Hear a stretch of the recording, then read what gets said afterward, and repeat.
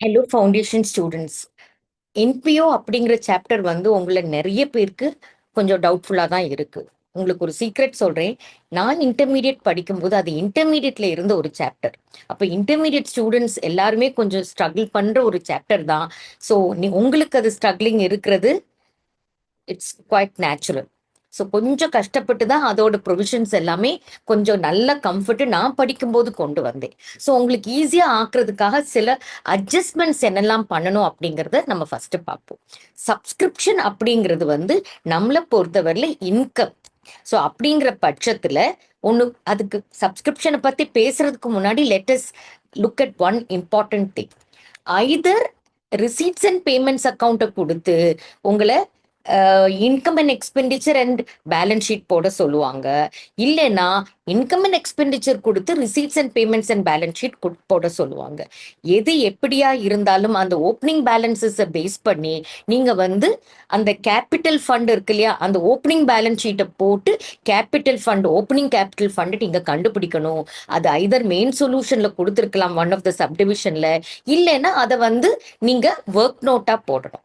So உங்களுக்கு main சொல்யூஷன்ல என்ன பண்ண சொல்லியிருக்காங்க, கொஸ்டின்ல கொடுத்துருப்பாங்கல்ல சப்டிவிஷன், அதை தான் ஃபர்ஸ்ட் பண்ணிட்டு அப்புறமா தான் இந்த கேபிட்டல் ஃபண்ட் கண்டுபிடிக்கிறது நீங்க ஒர்க் நோட்டா போடணும். ஸோ அதே மாதிரி சப்ஸ்கிரிப்ஷன்ஸ்க்கு ஏதாச்சும் அவுட்ஸ்டாண்டிங் எக்ஸ்பென்சஸ் ப்ரீபெய்டு எக்ஸ்பென்சஸ் இருந்தா அது எல்லாத்துக்குமே கண்டிப்பா கண்டிப்பா ஒர்க் நோட்ஸ் போட்டிருக்கணும். ஒர்க் நோட்ஸ் இல்லைன்னா உங்களுக்கு ஃபுல் மார்க் வரவே வராது. ஸோ இந்த சாப்டர் வந்து புரிதல் வந்துருச்சுன்னா ஈஸியா ஃபுல் மார்க் வாங்கிடலாம். புரிதல் வரலைன்னா ரொம்ப ஸ்ட்ரகிள் பண்ணுவீங்க. ஸோ ஏற்கனவே நீங்க படிச்சிருப்பீங்க, இப்போ ரிவிஷன் ஸ்டேஜ்ல இருக்கீங்க. பட் ஸ்டில் உங்களுக்கு அந்த ப்ரொவிஷன்ஸ் எல்லாமே கொஞ்சம் ஈஸி பண்ணி கொடுக்குறேன். ஸோ ஃபர்ஸ்ட் ஆஃப் ஆல் நம்ம பார்க்க வேண்டியது சப்ஸ்கிரிப்ஷன். சப்ஸ்கிரிப்ஷன் அப்படிங்கிறது வந்து நம்மளை பொறுத்தவரையில, அதாவது என்பிஓல வந்து அது ஒரு இன்கம். அப்படிங்கிற பட்சத்துல வருஷ கடைசி ரிமெம்பர் இன்கம் அண்ட் எக்ஸ்பெண்டிச்சர்ல பாத்தீங்கன்னா அந்த கரண்ட் இயரோட இன்கம் கிரெடிட் சைட்லையும் கரண்ட் இயரோட எக்ஸ்பெண்டிச்சரை டெபிட் சைட்லையும் போடும். அப்படிங்கிற பட்சத்துல நமக்கு கரண்ட் இயர் கடைசியில அவுட்ஸ்டாண்டிங்கா இருக்குன்னா என்ன அர்த்தம், கரண்ட் இயரோட இன்கம் கலெக்ட் ஆகலன்னு அர்த்தம். ஸோ அந்த மாதிரி அவுட்ஸ்டாண்டிங் சப்ஸ்கிரிப்ஷன் அப்படிங்கிறத வந்து நம்ம இன்கம் அண்ட் எக்ஸ்பெண்டிச்சர் அக்கௌண்ட்ல ஆட் பண்ணணும். ஸோ பேலன்ஸ் ஷீட்டை பொறுத்தவரையில வர வேண்டிய பணம் இல்லையா, ஸோ நம்ம ஆசெட் சைட்ல அதை போடணும். அதே மாதிரி அட்வான்ஸ் ஏதாவது சப்ஸ்கிரிப்ஷனே வந்து நமக்கு அடுத்த வருஷத்தோட சப்ஸ்கிரிப்ஷன் அமௌண்ட் அட்வான்ஸா கிடைச்சிருக்கு அப்படின்னா அதை நம்ம அட்வான்ஸ்னு சொல்லலாம், ப்ரீபெய்ட் சொல்லலாம். அதை இன்கம் அண்ட் எக்ஸ்பெண்டிச்சர்ல இன்க்ளூட் பண்ணக்கூடாது. பேலன்ஸ் ஷீட்ல நம்ம லயபிலிட்டி சைட்ல தான் காட்டணும். ஓகேயா? அதுக்கு அடுத்தது பாத்தீங்கன்னா இங்க பாருங்க டொனேஷன்ஸ். டொனேஷன்ஸை பொறுத்தவரை ஜென்ரலா டொனேஷன்ஸ்னு கொடுத்துருக்காங்கன்னா அதை நம்ம ரெவென்யூ இன்கமா காமிச்சா போதும். அதாவது இன்கம் அண்ட் எக்ஸ்பெண்டிச்சர்ல கிரெடிட் சைட்ல போட்டிருங்க.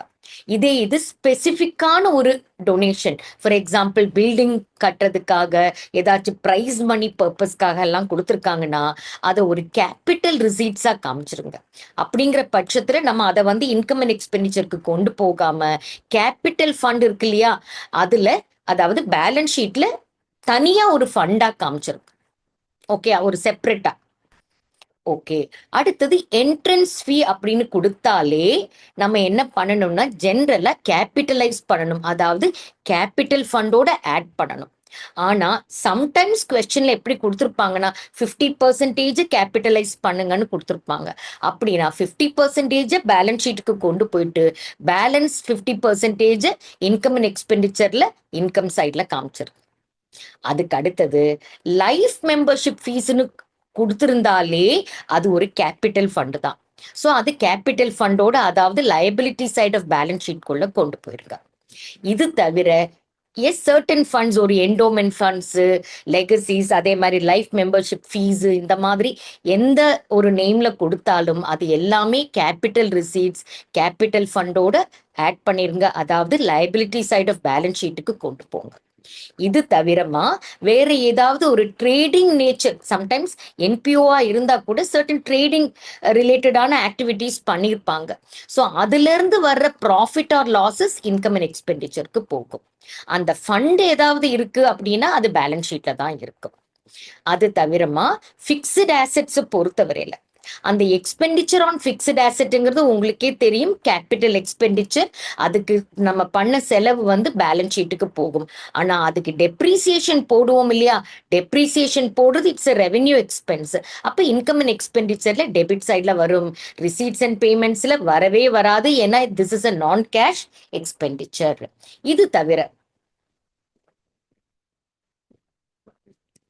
அவுட்ஸ்டாண்டிங் எக்ஸ்பென்சஸ், ரிமெம்பர் நம்ம சப்ஸ்கிரிப்ஷனை பொறுத்தவரையில் அவுட்ஸ்டாண்டிங்கா இருக்கிறது இன்கம் சைட்ல ஆட் பண்ணி போடுவோம். அதே மாதிரி எக்ஸ்பென்சஸ் ஏதாவது இருந்து ரெண்ட் சேலரியில எல்லாம் அவுட்ஸ்டாண்டிங் எக்ஸ்பென்ஸ் அப்படின்னா அதுவும் ரெவென்யூ நேச்சர் தான், கரண்ட் இயரோட எக்ஸ்பென்ஸ். அப்ப இங்க பேமெண்ட் சைட்ல, அதாவது டெபிட் சைட்ல இன்கம் அண்ட் எக்ஸ்பெண்டிச்சர்ல ஆட் பண்ணி போடணும். ஸோ அதை வந்து நம்ம ஒரு லயபிலிட்டியா காட்டலாம். ஓகே, அதே மாதிரி வேற ஏதாவது ஒரு இன்கம், அக்ரூட் இன்கம் இருக்கு அப்படின்னா கிரெடிட் சைட்ல இன்கம் அண்ட் எக்ஸ்பெண்டிச்சர்லயும் போடணும், நம்ம ஆசெட் சைட்லயும் காட்டணும். எஸ், இப்ப இங்க அதே சமயம் அவுட்ஸ்டாண்டிங் எக்ஸ்பென்ஸ் அப்படிங்கிறது லயபிலிட்டி சைட்ல பேலன்ஸ் ஷீட்ல காட்டணும். ஓகே, அதாவது கரண்ட் இயரோட ரெவென்யூ அண்ட் எக்ஸ்பெண்டிச்சர் மட்டும்தான் நமக்கு வந்து இன்கம் அண்ட் எக்ஸ்பெண்டிச்சர்ல இருக்கணும். கேபிட்டல் நேச்சர்ல இருக்கிற ஏதாவது ஒரு ஐட்டமா இருந்தால் that will be carried to the balance sheet. இது தவிர நமக்கு ரிசீட்ஸ் அண்ட் பேமெண்ட்ஸ் அக்கௌண்ட்ல மட்டும்தான் opening cash and bank balance இருக்கும், closing cash and cash balance இருக்கும். இது இன்கம் அண்ட் எக்ஸ்பெண்டிச்சர்ல வரவே வராது. ரிசீட்ஸ் அண்ட் பேமெண்ட்ஸ் அக்கௌண்ட்ங்கிறது ஒரு வகையில பாத்தீங்கன்னா கேஷ் புக் மாதிரி. ஆனா நமக்கு கேஷ் காலம் பேங்க் காலம் தனித்தனியா போடாம ரெண்டும் டுகெதரா போட்டுருவோம்.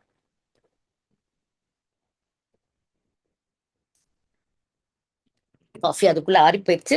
ஓகே, அடுத்தது ரிசீட்ஸ் அண்ட் பேமெண்ட்ஸ் அக்கௌண்ட்ல எல்லா ரிசீட்ஸும் போன வருஷத்தோட செலவு இந்த வருஷம் பண்ணிருக்கலாம், அடுத்த வருஷத்தோட செலவு இந்த வருஷம் வாட் எவர் பி இட், எல்லா செலவும் நம்ம பேமெண்ட் சைட்ல காட்டணும். அதே மாதிரி போன வருஷத்தோட இன்கம் இந்த வருஷம் கலெக்ட் ஆயிருக்கலாம், இந்த வருஷத்தோட இன்கம் இந்த வருஷம் கலெக்ட் ஆகுறது, அடுத்த வருஷத்தோட சப்ஸ்கிரிப்ஷன் அட்வான்ஸா கொடு, எல்லா ரிசீட்ஸும் போட்டுருணும். அது எந்த பீரியடோடது அப்படிங்கறத நீங்க பார்க்க வேண்டாம். அதே மாதிரி இன்கம் அண்ட் எக்ஸ்பெண்டிச்சர்ங்கிறது பேசிக்கலி ஒரு ப்ராஃபிட் அண்ட் லாஸ் அக்கௌண்ட் மாதிரி தான். ஜென்ரலா ப்ராஃபிட் அண்ட் லாஸ் அக்கௌண்ட்ல என்ன பண்ணுவோம், கரண்ட் இயரோட இன்கமும் எக்ஸ்பென்ஸ் மட்டும் தான் போடுவோம். அதே மாதிரி போட்டுட்டு அதோட பேலன்சிங் ஃபிகர் டெபிட் சைட்ல வந்த surplus of income over expenditure அதை கேபிட்டல் ஃபண்ட்ல கொண்டு போய் ஆட் பண்ணி போடணும். அதே சமயம் கிரெடிட் சைட்ல வந்த நம்ம லாஸ் சொல்லுவோம்ல, அந்த மாதிரி கிரெடிட் சைட்ல பேலன்சிங் ஃபிகர் வந்துச்சுன்னா அது டெபிசிட், அதை பேலன்ஸ் ஷீட்ல கேபிட்டல் ஃபண்ட்ல லெஸ் பண்ணி காட்டணும். ஸோ திஸ் இஸ் வாட் நீங்க அந்த பாயிண்ட்ஸை பொறுத்தவரையில. ஸோ இந்த நான் மேபி கொஞ்சம் ஃபாஸ்டா பேசியிருக்கேன் அப்படின்னா இந்த வீடியோவை கொஞ்சம் ஸ்லோ பண்ணி கூட நீங்க பார்த்துக்கோங்க.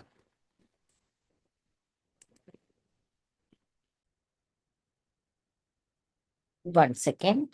யா, அடுத்து நம்ம என்ன பார்க்க போறோம் அப்படின்னா, நமக்கு சம்ல வந்து மெயின் அட்ஜஸ்ட்மெண்ட்ஸ் வந்து ஐதர் சப்ஸ்கிரிப்ஷன் அல்லது சேலரி அக்கௌண்ட், எக்ஸ்பென்ஸ் அக்கௌண்ட், இதுல தான். ஸோ சப்ஸ்கிரிப்ஷன் அக்கௌண்ட்டை பொறுத்தவரையில நமக்கு என்ன மாதிரி அட்ஜஸ்ட்மெண்ட் வரலாம் அப்படின்னு பார்த்தீங்கன்னா, ஒன் செகண்ட்.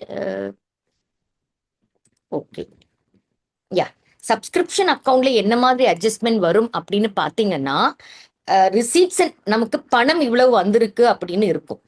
அதாவது ரிசீட்ஸ் அண்ட் பேமெண்ட்ஸ் அக்கௌண்ட் கொடுத்துருக்காங்க அப்படின்னா இந்த அமௌண்ட் இருக்கும் நம்மகிட்ட. நம்ம இந்த அமௌண்ட்டை தான் இன்கம் அண்ட் எக்ஸ்பெண்டிச்சருக்கு கொண்டு போறோம். அப்ப இந்த அமௌண்ட் கொடுத்துட்டு நமக்கு இந்த 4 ஃபிகர்ஸ் கொடுப்பாங்க, இல்லைன்னா ஏதாவது 2 ஃபிகர் கொடுப்பாங்க.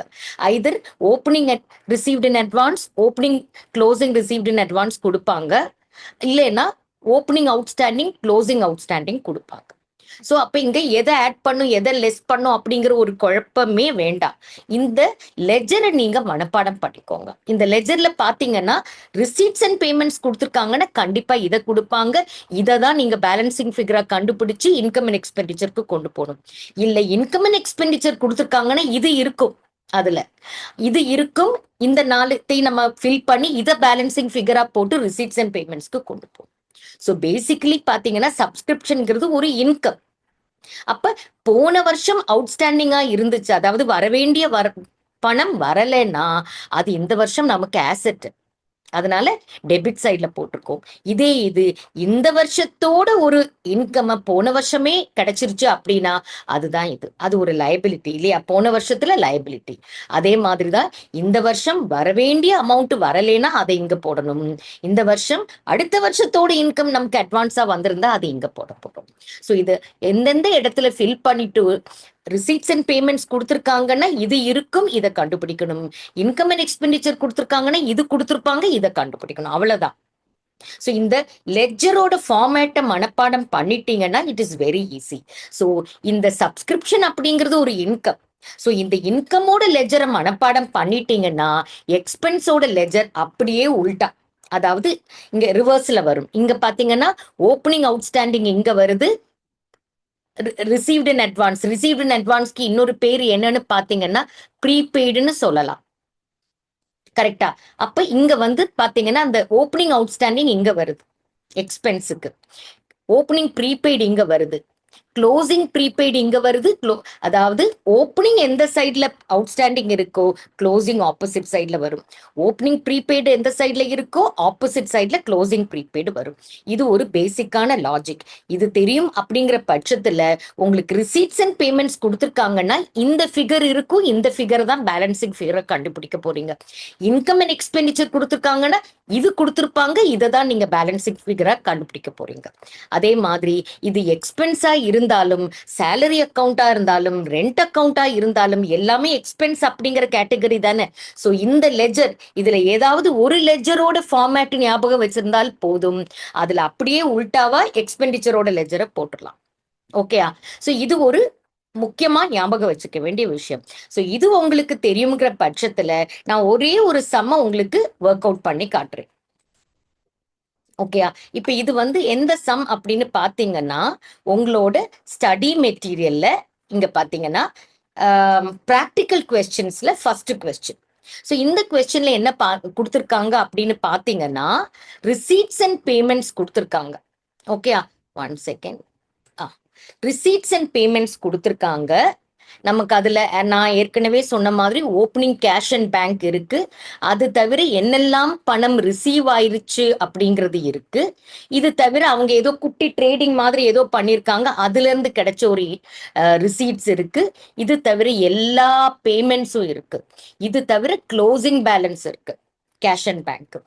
இது தவிர இந்த வருஷம் பாத்தீங்கன்னா இந்த 31 மார்ச் 2022 அந்த வருஷம் டேட் முடிகிற, அதாவது 21-22 ரிசீட்ஸ் அண்ட் பேமெண்ட்ஸ். அதுக்கு அடுத்து என்ன கொடுத்துருக்காங்கன்னா ஓப்பனிங் ஆசெட்ஸ் அண்ட் லைபிலிட்டிஸ் கொடுத்துருக்காங்க. அப்போ உங்களுக்கே தெரியும் இந்த ஓப்பனிங் ஆசெட்ஸ் அண்ட் லைபிலிட்டிஸ் என்ன கண்டுபிடிக்கிறதுக்கு, ஓப்பனிங் கேபிட்டல் ஃபண்ட் கண்டுபிடிக்கிறதுக்கு. அதுக்கு அடுத்து பாத்தீங்கன்னா சர்டன் அட்ஜஸ்ட்மெண்ட்ஸ் ஆஸ் யூஷுவல் கொடுத்துருக்காங்க. அப்ப இங்க என்னது, க்ளோசிங் ரிசீவ்ட் இன் அட்வான்ஸ், அதே மாதிரி க்ளோசிங் அவுட்ஸ்டாண்டிங். கரெக்டா? அதுக்கு அடுத்தது அப்படின்னா ஓப்பனிங் ரிசீவ்டு இன் அட்வான்ஸும் ஓப்பனிங் அவுட்ஸ்டாண்டிங்கும் எங்க இருக்கு. அப்ப இதை கொண்டு வந்து நம்மளோட இந்த லெஜர்ல நம்ம சப்ஸ்டிடியூட் பண்ணிட்டோம்னா, இந்த லெஜர்ல சப்ஸ்டிடியூட் பண்ணிட்டோம்னா நமக்கு இங்க வந்து இன்னும் என்ன கொடுத்துருக்காங்கன்னு ரிசீட்ஸ் அண்ட் பேமெண்ட்ஸ் தானே கொடுத்துருக்காங்க. அப்ப சப்ஸ்கிரிப்ஷன் ரிசீவ்டு இருக்கு இல்லையா, அதை கொண்டு வந்து இந்த இடத்துல ஃபில் பண்ணிட்டீங்கன்னா உங்களுக்கு பேலன்சிங் ஃபிகரா ப்ராஃபிட் அண்ட் லாஸ் அக்கௌண்ட் கிடைச்சிடும். பேலன்சிங் ஃபிகரா ப்ராஃபிட் அண்ட் லாஸ் அக்கௌண்ட் கிடைச்சிடும். அதுக்கு அடுத்தது பாத்தீங்கன்னா என்ன கொடுத்துருக்காங்கன்னு பார்ப்போம். எக்ஸ்பென்சஸ் பொறுத்தவரையில சேலரியோட க்ளோசிங் அவுட்ஸ்டாண்டிங் இருக்கு, எலக்ட்ரிசிட்டியோட க்ளோசிங் அவுட்ஸ்டாண்டிங் இருக்கு. இது தவிர ஏதாவது இதுல பிக்ஸ்ட் ஆசெட் இருக்கு, ஸ்டாக் ஓப்பனிங் இருக்கு, இன்வெஸ்ட்மெண்ட் இருக்கு, அவுட்ஸ்டாண்டிங் இன்சூரன்ஸ் பொறுத்தவரையில ப்ரீபெய்டு இன்சூரன்ஸ் இருக்கு. ஓகே. இது தவிர டொனேஷன் நான் சொன்னேன் இல்லையா, இந்த மாதிரி டொனேஷன்ல சம்டைம்ஸ் என்ன சொல்லுவாங்க, 50% கேபிட்டலைஸ் பண்ணுங்கன்னு சொல்லுவாங்க. ஸோ அந்த மாதிரி இங்கேயும் கொடுத்துருக்காங்க. ஆசெட் வித்திருக்காங்க, அதோட காஸ்ட் ஆஃப் ஆசெட் சோல்டு வந்து இவ்வளவு ரூபான்னு கொடுத்துருக்காங்க. சரி, இது தவிர ஆசெட்ஸ் எல்லாத்துக்குமே 10% டெப்ரிசியேஷன் போட சொல்லியிருக்காங்க. அதே மாதிரி என்ட்ரன்ஸ் டொனேஷன் வந்து ஒரு 20,000 கிடைச்சது வந்து ரீஃபண்ட் பண்ற மாதிரி ஆயிருச்சு அப்படின்னு சொல்றாங்க. அந்த ரீஃபண்ட் வந்து வருஷம் முடிச்சுதான் நம்ம ரீஃபண்ட் கொடுத்துருக்கோம். இருக்கட்டும். பர்ச்சேசஸ் இவ்வளவு இருக்கு, க்ளோசிங் ஸ்டாக் இருக்கு. ஏன்னா அங்க ஒரு ஒரு சின்ன லெவல் ஒரு ட்ரேடிங் பண்ணியிருக்காங்க. இது தவிர கிளப்போட ஒரு பாலிசி என்ன அப்படின்னு பாத்தீங்கன்னா, ஒரு கிராக்கரி, கட்லரி, கிளாஸ், லினன் எல்லாம் வாங்கியிருக்காங்கன்னா அது எல்லாமே இன்கம் அண்ட் எக்ஸ்பெண்டிச்சர்ல பர்ச்சேசஸ்ல தான் காட்ட போறாங்கன்னு கொடுத்துட்டாங்க. சரி, இப்ப நமக்கு என்ன கேட்டிருக்காங்க? மெயின் சொல்யூஷன்ங்கிறது இதுதான்.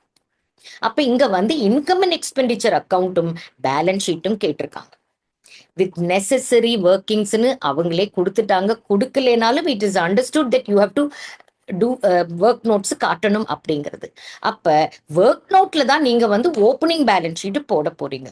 அப்படிங்கிற பட்சத்துல நீங்க ஃபர்ஸ்ட் திஸ் இஸ் த ஆன்சர்மா. நம்ம ஃபர்ஸ்ட் என்ன பண்ண போறோம்னா இன்கம் அண்ட் எக்ஸ்பெண்டிச்சர் தான் போட போறோம். அப்ப இன்கம் அண்ட் எக்ஸ்பெண்டிச்சர் போடும்போது சர்டன் விஷயங்கள் நம்மளால கம்ப்ளீட் பண்ண முடியாது ஒர்க் நோட்ஸ் போடாம. அப்ப அதுல என்னெல்லாம் கம்ப்ளீட் பண்ண முடியாதோ அதெல்லாம் விட்டுட்டு பாக்கி இருக்கிறதெல்லாம் ஃபில் பண்ணிடுவோம். ஃபார் எக்ஸாம்பிள் அதை எப்படி போடணும் அப்படிங்கறது நான் சொல்றேன். இப்ப இங்க பாத்தீங்கன்னா எஸ் இப்போ ரிசீட் சைட ஃபர்ஸ்ட் பார்ப்போம். ஓப்பனிங் பேலன்ஸ் நமக்கு இன்கம் அண்ட் எக்ஸ்பெண்டிச்சருக்கு தேவையில்லை. சப்ஸ்கிரிப்ஷன் ரிசீவ்டுக்கு நம்ம ஒர்க்கிங்ஸ் போடணும். ஸோ ஹோல்டு போடுங்க. ஓகேயா, இது ஹோல்டு போடுங்க. இப்ப என்ட்ரன்ஸ் டொனேஷனை பொறுத்தவரையில 1 lakh ரிசீவ் ஆயிருக்கு. ஆனா இங்க சர்டன் அட்ஜஸ்ட்மெண்ட்ஸ் இருக்கு. ஏன்னா இங்க இது தவிர அவுட்ஸ்டாண்டிங் டொனேஷன் ரிசீவ்டு ஒரு 1 lakh இருக்கு. ஓப்பனிங் பேலன்ஸ் ஒரு 1 lakh இருக்கு. ஓகேயா, அப்ப இங்க வந்து இந்த வருஷம் நமக்கு 1 lakh ரிசீவ் ஆயிருக்கு. போன வருஷம் நமக்கு வந்து பெண்டிங்ல இருந்திருக்கு. இது தவிர வந்துமா 50% கேபிட்டலைஸ் பண்ண சொல்றாங்க. அது தவிர ஒண்ணு என்ன சொல்லியிருக்காங்கன்னா நமக்கு 20,000 வந்து ரீஃபண்ட் பண்ண போறோம். அப்ப இங்க வந்து பாத்தீங்கன்னா நமக்கு போன வருஷம் ஒரு 1 lakh வர வேண்டி இருக்கு. எஸ், அதாவது போன வருஷம் ரிசீவ் ஆயிருக்கு. போன வருஷம் ஒரு 1 lakh ரிசீவ் ஆயிருக்கு. மெம்பர்ஷிப் இன்னும் பெண்டிங்ல இருக்கு. அது தவிர இந்த வருஷம் ஒரு 1 lakh ரிசீவ் ஆயிருக்கு. அப்ப டோட்டலா பாத்தீங்கன்னா 2 lakh. அப்ப அந்த 2 lakhல பாத்தீங்கன்னா 20,000 தான் நம்ம வந்து ரீஃபண்ட் பண்ண போறோம். 2 lakhல 20,000 போக எவ்வளவுமா? 1,80,000. அந்த 1,80,000ல 50% இன்கம் அண்ட் எக்ஸ்பெண்டிச்சருக்கு கொண்டு போகணும். 50% கேபிட்டலைஸ் பண்ணணும். அப்ப அந்த 1,80,000ஓட 50% தானம்மா இது. ஓகே, அந்த 1,80,000ல பாதி தானே இது. Is that clear? ஓகே, அடுத்தது பாத்தீங்கன்னா நம்ம திருப்பி ரிசீட்ஸ் அண்ட் பேமெண்ட்ஸ்க்கே வருவோம். இப்ப இன்ட்ரெஸ்ட் ரிசீவ்டு 58,000 கொடுத்துருக்காங்க. அப்ப இதுல ஏதாவது அட்ஜஸ்ட்மெண்ட் இருக்கான்னு போய் பார்ப்போம். இப்ப இங்க என்ன சொல்லியிருக்காங்கன்னா 5 lakhக்கு கவர்மெண்ட் செக்யூரிட்டிஸ் இருக்கு. 5 lakhல 12% எவ்வளவு? 60,000. அப்ப அந்த 60,000 இன்ட்ரெஸ்ட் வர வேண்டிய இடத்துல தான் நமக்கு வந்து எவ்வளவு கிடைச்சிருக்கு? 58,000. அப்ப இன்கம் அண்ட் எக்ஸ்பெண்டிச்சரை பொறுத்தவரையில இன்கம் சைட்ல போட வேண்டியது 60,000. Is that clear? ஸோ இந்த இடத்துல அட்ஜஸ்ட்மெண்ட்ஸ்ல எதுவும் இல்லை. அப்ப இதை பார்த்து நம்ம போடணும். கொஞ்சம் ஜாக்கிரதையா தான் இருக்கணும் எப்பவுமே இந்த மாதிரி அக்ரூட் இன்கம்ல எல்லாம் வரும்போது. அது தவிரமா அடுத்தது என்னது? சேல் ஆஃப் ஆசெட்ஸ்ல இருந்து 8,000 rupees நமக்கு வந்திருக்கு. ஹோல்டு போடுங்க. அதுல ப்ராஃபிட் அல்லது லாஸ் இருக்கான்னு பார்க்கணும். கரெக்டா? ஏன்னா ப்ராஃபிட் ஆர் லாஸ் தான் இன்கம் அண்ட் எக்ஸ்பெண்டிச்சருக்கு கொண்டு போகும். இப்ப இங்க சேல் பண்ணது 8,000க்கு அதோட காஸ்ட் 10,000 கொடுத்துருக்காங்க. அப்படின்னா 2,000 லாஸ் தானமா இருக்கு. அப்ப அந்த லாஸ் நம்ம டெபிட் சைட்ல போட போறோம். அது தவிர யூஸ்வலா மிஸ்சலேனியஸ் இன்கம்ல வேற எந்த அட்ஜஸ்ட்மெண்ட்டும் இருக்காது. அதை அப்படியே கொண்டு வந்து போட்டுரும். ஓகேயா? அது தவிரமா இங்க வந்து இந்த ரிசீட்ஸ்னு ஒண்ணு கொடுத்துருக்காங்க இல்லையா? இதுக்கு வந்து நம்ம டைரக்டா இன்கமா போடக்கூடாது. அதுல ஏன்னா நம்ம வந்து P&L போடல. ப்ராஃபிட் அண்ட் லாஸ் அக்கௌண்ட்னா ட்ரேடிங் அக்கௌண்ட் போட்டு எல்லாமே போடுவோம். ஆனா இங்க வந்து இன்கம் அண்ட் எக்ஸ்பெண்டிச்சர்ல இந்த மாதிரி ஒரு இன்சிடென்டலான ட்ரேடிங் ஆக்டிவிட்டி இருந்துச்சுன்னா அதுல இருந்து வர ப்ராஃபிட்டோ லாஸோ மட்டும்தான் இன்கம் அண்ட் எக்ஸ்பெண்டிச்சருக்கு கொண்டு போக போறோம். ஹோல்டு போடுங்க. அது தவிர இப்ப எக்ஸ்பென்சஸ் சொன்னோம்னா பாத்துருவோம். 1,20,000 சேலரி கொடுத்துருக்காங்க. இதுல ஒரு அட்ஜஸ்ட்மெண்ட் பார்த்த ஞாபகம் இருக்கு. அவுட்ஸ்டாண்டிங் சேலரி ஒரு 8,000 இருக்கு. இதுல இங்க எதுவும் இருக்கான்னு பார்த்தா இல்ல. ஓகே, அப்படின்னா நம்ம இங்க பாத்தீங்களா, ஒரு நிமிஷம், அங்க ஏதோ ஒரு அட்ஜஸ்ட்மெண்ட் இருக்கு, நம்ம தான் பார்க்காம விட்டுட்டோம். ஒரு நிமிஷம். Subscription salary. ஓகே, இந்த வருஷ கடைசியில ஒரு 8,000 rupees சேலரி கொடுக்க வேண்டி இருக்கு. நம்ம எவ்வளவு ரூபா கொடுத்துருக்கோம் சேலரினா 1,20,000. ஸோ இந்த 1,20,000ஓட அந்த 8,000 ஆட் பண்ணும்போது 1,28,000 வந்துருச்சு. அது தவிர printing and state, okay, creditors எல்லாம் நமக்கு வராது இல்லையா. கிரெடிட்டாஸ்க்கு கொடுத்த பேமெண்ட் வந்து நமக்கு இன்கம் அண்ட் எக்ஸ்பெண்டிச்சர்ல வரப்போறது இல்லை. ஸோ அடுத்தது பிரிண்டிங் அண்ட் ஸ்டேஷனரி 70,000 கொடுத்துருக்கோம். அதுல ஏதாவது அட்ஜஸ்ட்மெண்ட் யூஸ்வலா இருக்கும். இந்த சம்ல கொடுக்கல, யூஸ்வலா பிரிண்டிங் அண்ட் ஸ்டேஷனரிக்கு கொடுத்துருப்பாங்க. ஸோ இப்போ இங்க எவ்வளவு கொடுத்துருக்கோம்னு பாத்தீங்கன்னா 70,000. ஸோ அதே 70,000 தான் இங்க வருது. அடுத்தது போஸ்டேஜ் பார்ப்போம். போஸ்டேஜ் இங்கேயும் 40,000, இங்கேயும் 40,000, ஏன்னா எந்த அட்ஜஸ்ட்மெண்ட்டும் இல்லை. அடுத்தது டெலிஃபோன் அண்ட் டெலெக்ஸ், அதுலயும் ஏதோ ஒண்ணு இருந்ததோ, எலக்ட்ரிசிட்டிக்கு தான் இருக்கு, எந்த அட்ஜஸ்ட்மெண்ட்டும் இல்லை. ஸோ அதனால இந்த 52,000 நம்ம அங்க கொண்டு போயிடலாம். ஓகே. அடுத்தது ரிப்பேர்ஸ் அண்ட் மெயின்டெனன்ஸ்க்கு இங்க 48 கொடுத்துருக்காங்கம்மா, இங்க 48 கொடுத்துருக்காங்க. ஸோ நமக்கு இங்க கீழே அட்ஜஸ்ட்மெண்ட்ஸ் இருக்கான்னு பார்ப்போம். இங்க எதுவும் இல்ல. இல்ல. ஸோ அப்ப அதே 48,000 நம்ம கொண்டு போய் என்ன பண்ணிடலாம், டெபிட் சைட்ல போட்டுடலாம். மத்தபடி இந்த இந்த இந்த கிளாஸ் அண்ட் லினன், கட்லரியன், இதெல்லாம் அவங்க என்ன சொல்லியிருக்காங்கம்மா, அதெல்லாம் அந்தந்த வருஷத்தோட பர்ச்சேஸ், அதாவது எக்ஸ்பென்ஸ்ல தான் காட்ட போறாங்க. அதனால அதை அப்படியே கொண்டு வந்து போட்டுடுறோம். பர்ச்சேஸ்னா என்னது, ட்ரேடிங் அக்கவுண்ட்ல கொண்டு போக வேணாம், நம்ம எக்ஸ்பென்ஸா காட்டுங்கன்னு சொல்றாங்க. இது தவிர கார்டன் அப்கீப் அப்படின்னா தோட்டத்தை பராமரிக்கிறதுக்கு உள்ள செலவு, அந்த 8,000 அப்படிங்கிறதுக்கும் இங்க அட்ஜஸ்ட்மெண்ட்ஸ் எதுவுமே இல்லாத பட்சத்துல நம்ம இங்க டைரக்டா இங்க கொண்டு வந்து போடுறோம். இது தவிரமா மெம்பர்ஸ், ஒரு நிமிஷம் இங்க பார்ப்போம். மெம்பர்ஷிப் ஃபீன்னு ஒன்று கொடுத்துருக்காங்க. இன்சூரன்ஸுக்கு ஒரு 5,000 நம்ம கட்டியிருக்கோம். இப்போ இந்த இன்சூரன்ஸ் கவனிச்சுக்கோங்க.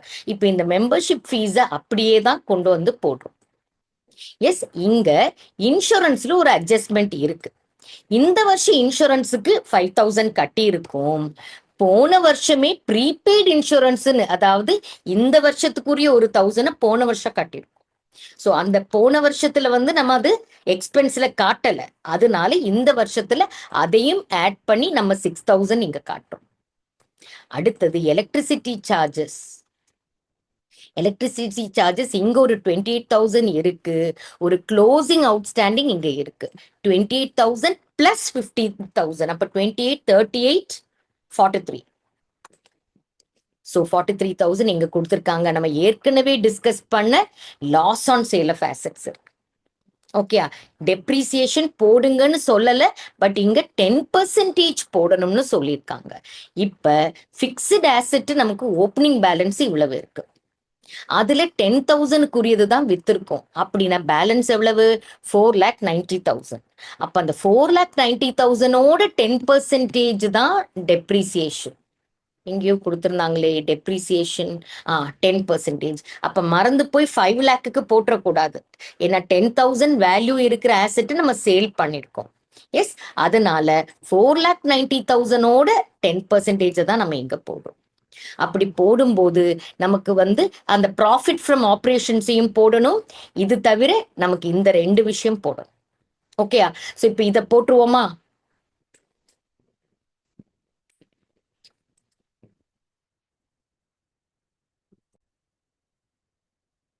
இப்ப நான் உங்களுக்கு ஆல்ரெடி அந்த சப்ஸ்கிரிப்ஷன்ஸ் அக்கௌண்ட் சொல்லி கொடுத்துருக்கேன், அதுல எப்படி ஃபில் பண்றது அப்படிங்கறத நம்ம பார்க்கலாம். ஓகேயா? இப்ப சப்ஸ்கிரிப்ஷன் ரிசீவ்ட் பாத்தீங்கன்னா 2,02,750. அது இங்க எழுதணும் இல்லையா, 2,02,750. ஓகே, அடுத்தது நம்மளோட இங்க போலாம்.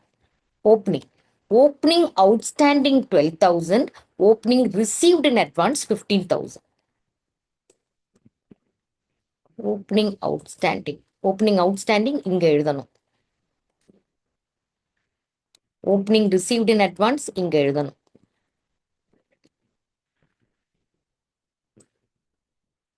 இந்த அலைன்மெண்ட், இந்த ஃபிகர்ஸோட அலைன்மெண்ட் தான் ரொம்ப ரொம்ப இம்பார்ட்டன்ட். இது கரெக்டா நான் வந்து இப்ப டைப் பண்றதுனால கரெக்டா போடுறேன். நீங்க எழுதும் போதுதான் இன்னும் ஈஸி. அடுத்தது க்ளோசிங் பார்க்கலாம். Closing received in advance 18,000, outstanding 7,000. Closing received in outstanding எழுதிடுவோம் ஃபர்ஸ்ட். 7,000. இது வந்து எவ்வளவு வந்துச்சு? க்ளோசிங் எங்க இருக்கு? 8 இல்ல, இங்க நான் தப்பா பார்த்துட்டேன். இங்க கரெக்ட். 18,000. 18,000. நம்ம ஏற்கனவே சொன்ன மாதிரி இங்க என்ன கண்டுபிடிக்கிறோமோ அதை தான் நம்ம வந்து இன்கம் அண்ட் எக்ஸ்பெண்டிச்சருக்கு கொண்டு போக போறோம். ஸோ நான் ஃபிகர்ல வந்து நான் என்ன பண்ணிருக்கேன், இந்த காமா எல்லாம் போடாம போட்டிருக்கேன். நீங்க ப்ராப்பரா 2,02,000 அப்புறமா ஒரு காமா 02 அப்புறம் அதெல்லாம் போட்டுருங்க. ஸோ நான் 2,02,750 பிளஸ் 15,000 பிளஸ் 7,000 அதை கண்டுபிடிச்ச உடனே நீங்க என்ன பண்ணணும், இங்க எழுதிடணும். 2,24,000 2,24,750 இங்க எழுதிருங்க. இங்கேயும் எழுதிருங்க, மறக்காம அதை எழுதிருங்க. இப்ப நான் என்ன பண்ண போறேன், மைனஸ் பண்ண போறேன் இந்த ரெண்டு ஃபிகரை. -18,000 -12,000 போட்டா நான் ஏதோ தப்பா பண்ணிட்டேனா? எஸ், பிளஸ் பண்ணி விட்டுட்டேன். நல்ல விலைக்கு இதை போட்டு வச்சிருந்தேன். 2,24,750 minus 18,000 minus 12,000. 12,000 தானே? எஸ். அப்ப எனக்கு என்ன கிடைச்சிருக்கு அப்படின்னா, இங்க வந்து 1,94,750 கிடைச்சிருக்கு. இப்ப நம்மளோட ஆன்சர் கரெக்டானு நம்ம போய் பார்ப்போமா? இப்ப இந்த நான் அலைன்மெண்ட் கரெக்டா பண்ணியிருக்கேன் பாத்தீங்கன்னா, இந்த மாதிரி நீங்க எழுதும் போது ஈஸி தான். ஓகே, இப்ப 1,94,750 கரெக்டா வந்திருக்கா? எஸ். ஸோ இந்த மாதிரி தான் சப்ஸ்கிரிப்ஷன்ஸ் அக்கௌண்ட். நமக்கு இந்த சம்ல எக்ஸ்பென்சஸ் வரல, எக்ஸ்பென்சஸா இருந்தாலும் நீங்க இந்த மாதிரி தான் நீங்க பண்ணணும். Is that clear? இப்ப இன்னும் ஒரே ஒரு அட்ஜஸ்ட்மெண்ட் இருக்கு, இந்த ப்ராஃபிட் ஃப்ரம் ஆப்ரேஷன்ஸ். இந்த ப்ராஃபிட் ஃப்ரம் ஆப்ரேஷன்ஸ் எப்படி பண்றதுங்கிறதும் நான் காட்டுறேன். அப்ப நமக்கு ப்ராஃபிட் ஃப்ரம் ஆப்ரேஷனுக்கு இந்த 92,000 கிடைக்கணும் இல்லையா? அப்ப நம்ம அதுக்கு என்ன பண்ணணும் அப்படின்னா, நமக்கு இங்க என்னெல்லாம் கொடுத்துருக்காங்க, ரிசீட்ஸ் கொடுத்துருக்காங்க. எஸ், அப்படின்னா சேல் பண்ணி கிடைச்சது. இது தவிர நமக்கு பர்ச்சேசஸ் கொடுத்துருக்காங்கல்லம்மா. இந்த க்ளோசிங் ஸ்டாக் ஐ மீன் இது ஓப்பனிங் ஸ்டாக் கொடுத்துருக்காங்க. அது தவிர க்ளோசிங் ஸ்டாக் எங்கேயோ பார்த்தோமே. பர்ச்சேசஸ் இவ்வளவுன்னு கொடுத்துருக்காங்க, க்ளோசிங் ஸ்டாக் கொடுத்துருக்காங்க. இதை பேஸ் பண்ணி தான் நம்ம இப்ப கண்டுபிடிக்க போறோம். சரியா? இப்ப ஓப்பனிங் அண்ட் க்ளோசிங் ஸ்டாக்கும் கொடுத்து பர்ச்சேசஸ் கொடுத்திருந்தா நமக்கு தெரியும்லம்மா, காஸ்ட் ஆஃப் குட் சோல்டு கண்டுபிடிக்கலாம்ல. காஸ்ட் ஆஃப் குட் சோல்டோட ஃபார்முலா என்னது? Opening stock plus purchases minus closing stock. அப்ப நமக்கு ஓப்பனிங் ஸ்டாக்கை கால்குலேட்டர்ல எடுத்துப்போமா? ஒரு செகண்ட். நீங்க உங்க ஃபோன் கால்குலேட்டர் நான் யூஸ் பண்றேங்கிறதுனால நீங்க அப்படி பண்ணக்கூடாது. ஓப்பனிங் ஸ்டாக் வந்து 3,80,000 plus purchases plus 15 lakh minus 2,10,000 போட்டா எனக்கு வந்து என்ன கிடைச்சது அப்படின்னா 13,28,000 கிடைச்சது. 13,28,000 தான் என்னோட காஸ்ட் ஆஃப் குட் சோல்டு. இப்ப நம்மளோட சேல் வேல்யூங்கிறது என்னதுமா? இந்த டோட்டல் தானே. இந்த டோட்டலை முதல்ல கண்டுபிடிப்போமா? 10,70,000 பிளஸ் 5,10,000 பிளஸ் 80,000 பிளஸ் 1,02,000. ரிமெம்பர், இது எல்லாமே என்ன பண்ணணும்? ஒர்க் நோட் போட்டு கண்டுபிடிக்கணும். ஆனா நம்ம சம்ல எப்படி ஈஸியா போடுறதுங்கிறது சொல்றேன். 13,28,000 நான் மைனஸ் பண்ணால் ஏதோ தப்பு வருதே, ஒரு செகண்ட் நான் திருப்பி பார்த்துக்கிறேன். 10,70,000 பிளஸ் 5,10,000 பிளஸ் 80,000 பிளஸ் 1,02,000. மைனஸ் இங்கேயும் நான் தப்பு விட்டுருக்கேன், என்னன்னு பார்த்துக்குவோம். ஒரு நிமிஷம். கிராச்சுவிட்டி ஃபண்ட் எல்லாம் பிரச்சனை கிடையாது. Okay, just a second. இங்கே எதுவும் தப்பு விட்டுருக்கோமான்னு பார்ப்போம். ஓப்பனிங் ஸ்டாக் எவ்வளவுமா? Opening stock 3 lakh. Just a second. பண்ணியிருக்கேன்னு இன்னொரு தடவை செக் பண்ணுறேன். ஓப்பனிங் ஸ்டாக் 3,80,000 ப்ளஸ் பர்ச்சேசஸ் வந்து purchases 15 lakh minus of 2,10,000. Sorry, as usual நான் உங்களுக்கு கேர்லெஸ் மிஸ்டேக். எனக்கு திரும்ப போட்டு பார்க்கும்போது 16,70,000 வருது இந்த இடத்துல. இந்த இடத்துல காஸ்ட் ஆஃப் குட் சோல்டு வந்து 16,70,000. நான் தான் ஏதோ தப்பு விட்டுட்டேன். இப்போ நம்ம திரும்பவும் ட்ரை பண்ணுவோம். Let us try again. Okay, இப்போ நான் அந்த ஃபிகரை நான் எழுதி வைக்காம விட்டுட்டேன். நான் திரும்ப தான் பண்ணுறேன். 10,70,000 ப்ளஸ் 5,10,000 ப்ளஸ் 80,000 ப்ளஸ் 1,02,000. ஏன் தப்புன்னு எனக்கு புரிஞ்சுதுன்னா, நாங்கள் 92,000 நம்ம ஏற்கனவே சொல்லியிருந்தோம். அந்த 92,000 நமக்கு வரணும். எக்ஸாமில் அப்படி தெரியாது. ஸோ சம் பண்ணும்போதே கேர்லெஸ் மிஸ்டேக் விடாம இருக்கணும். இப்போ எனக்கு இதெல்லாம் ஆட் பண்ணும்போது 17,62,000 வருது.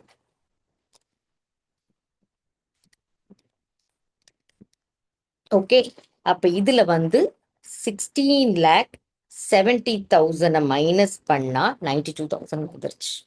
செக் பண்ணிடுவோமா ஆன்சர் இன்னொரு தரம்? 92,000 வந்துருச்சு. ஸோ இந்த எல்லா ஃபிகரையும் நம்ம போட்டாச்சு. அப்படிங்கிற பட்சத்துல நமக்கு பேலன்சிங் ஃபிகர் பார்த்தீங்களா, டெபிசிட். அப்படின்னா கேபிட்டல் ஃபண்ட்ல இதை லெஸ் பண்ணி காட்டணும். அதுக்கு அடுத்தது நம்ம பேலன்ஸ் ஷீட் போடும்போது நம்ம கிட்ட இந்த ஃபிகர் இருக்காது. ஏன்னா ஒர்க் நோட் போட்டு கண்டுபிடிக்கணும். கரெக்டா? ஆனா இந்த கிராச்சுவிட்டி ஃபண்ட் எல்லாம் இங்க இருக்குதானம்மா? கிராச்சுவிட்டி ஃபண்ட் வந்து நான் எங்கேயோ பார்த்தேனே, அந்த இங்க இருக்குல்ல, ஓப்பனிங்ல இருக்குல்ல, அதை நம்ம திரும்பவும் தூக்கி இங்க போட்டுறோம். Sundry creditors, closing sundry creditors கொடுத்துருக்காங்களா? One second. இந்த இது ஓப்பனிங் சன்ட்ரி கிரெடிட்டாஸ் கொடுத்துருக்காங்க, க்ளோசிங் சன்ட்ரி கிரெடிட்டாஸ் கொடுக்கல. ஆனா பேமெண்ட்ஸ் கொடுத்துருக்காங்கல்ல, பர்ச்சேசஸ் இருக்குல்ல. அப்ப ஒன்ஸ் அகெயின் லெஜர் போட்டு தான் க்ளோசிங் சன்ட்ரி கிரெடிட்டாஸ் கண்டுபிடிக்கணும். அதை ஹோல்டு போடுங்க. சப்ஸ்கிரிப்ஷன் ரிசீவ்டு இன் அட்வான்ஸ் நமக்கு ஏற்கனவே தெரியும், அவுட்ஸ்டாண்டிங்கும் நமக்கு தெரியும். அங்க அந்த அட்ஜஸ்ட்மெண்ட்ஸ்ல பார்த்து எழுதுங்க. என்ட்ரன்ஸ் ஃபீ ரீஃபண்ட் கொடுக்கலன்னு தானே கொடுத்துருக்காங்க, நம்ம ஜூன்ல தானே திருப்பி கொடுத்துருக்கோம். அதனால இப்ப அது லயபிலிட்டி. அவுட்ஸ்டாண்டிங் எக்ஸ்பென்சஸ் டைரக்டா கொடுத்துருக்காங்கன்னு நினைக்கிறேன். ஆமா, 23,000 கொடுத்துருக்காங்கல்ல. எலக்ட்ரிசிட்டிக்கு ஏதோ ஒன்று இருந்துச்சு. ஓகே, இது ரெண்டும் ஆட் பண்ணி போட்டிருக்காங்க. சேலரியோட அவுட்ஸ்டாண்டிங், எலக்ட்ரிசிட்டி அவுட்ஸ்டாண்டிங் ஆட் பண்ணி போட்டிருக்காங்க. நீங்க அவுட்ஸ்டாண்டிங் எலக்ட்ரிசிட்டி எக்ஸ்பென்சஸ், அவுட்ஸ்டாண்டிங் சேலரின்னு தனித்தனியா கூட போடலாம். ஃபிக்ஸ்டு ஆசெட்ல என்ன பண்ணிருக்காங்க, அந்த 10,000 5 lakh minus 10,000 4,90,000. அந்த 4,90,000 டெப்ரிசியேஷனை லெஸ் பண்ணி போட்டுட்டாங்க. இது க்ளோசிங் ஸ்டாக் கொடுத்துருக்காங்க. இன்வெஸ்ட்மெண்ட்ல எந்த சேஞ்சும் இல்லை, இது நம்ம பார்த்தோம். இன்ட்ரெஸ்ட் 58,000 கிடைச்சிருக்கு. 60,000 அப்படிங்கிறத பார்த்தோம் இல்லையா, அந்த மிச்சம் இருக்கிற 2,000. க்ளோசிங் பேலன்ஸ் ஆஃப் பேங்க்கும் கேஷும் எங்க இருந்து? ரிசீட்ஸ் அண்ட் பேமெண்ட்ஸ்ல க்ளோசிங் பேலன்ஸ் இருக்கு இல்லையா, இங்க வச்சுதான் பார்த்து எழுதியிருக்காங்க. ஸோ இப்போ நமக்கு ஒரே ஒரு ஃபிகர் தான் மிஸ்ஸிங் ஃபிகர் இருக்கு. இது கண்டுபிடிக்கிறதுக்கு ஓப்பனிங் பேலன்ஸ் ஷீட் போடணும். கரெக்டா? அப்ப இந்த ஓப்பனிங் பேலன்ஸ் ஷீட் போட்டதுக்கு அப்புறமா தான் இங்க நம்ம சர்டன் அட்ஜஸ்ட்மெண்ட்ஸ் இருக்கு. ஸோ இந்த ஓப்பனிங் பேலன்ஸ் ஷீட் எதை பேஸ் பண்ணி போட்டிருக்காங்கன்னா, அந்த ஓப்பனிங் ஃபிகர்ஸ் இருக்கு இல்லையா, இந்த ஓப்பனிங் ஃபிகர்ஸ், இந்த ஓப்பனிங் ஃபிகர்ஸ் தான் அந்தந்த இடத்துல போட்டு பேலன்சிங் ஃபிகரா நமக்கு வந்து இது கண்டுபிடிச்சிருக்காங்க. அதோட முடியல. இது நம்ம ஏற்கனவே லெஜர் ஃபார்மேட்ல பார்த்துட்டோம். இது எல்லாமே நம்ம டிஸ்கஸ் பண்ணிட்டோம். இதுவும் டிஸ்கஸ் பண்ணிட்டோம், இது எல்லாமே டிஸ்கஸ் பண்ணியாச்சு. இதுவும் பார்த்தாச்சு. ஸோ இதுவும் நம்ம டிஸ்கஸ் பண்ணிட்டோம். இந்த ப்ரீபெய்டும் டிஸ்கஸ் பண்ணிட்டோம்.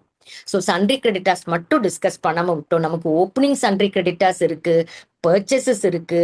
அது லெட்ஜர் ஃபார்மேட்ல போட்டாலும் சரி, ஸ்டேட்மெண்ட் ஃபார்மேட்ல போட்டாலும் சரி, பேமெண்ட்ஸ் லெஸ் பண்ண பேமெண்ட்ஸ் நமக்கு ரிசீட்ஸ் அண்ட் பேமெண்ட்ஸ் அக்கௌண்ட்ல இருக்கு இல்லையா, அதுல பார்த்து பேமெண்ட்ஸ் லெஸ் பண்ணா நமக்கு க்ளோசிங் பேலன்ஸ் கிடைக்கும்.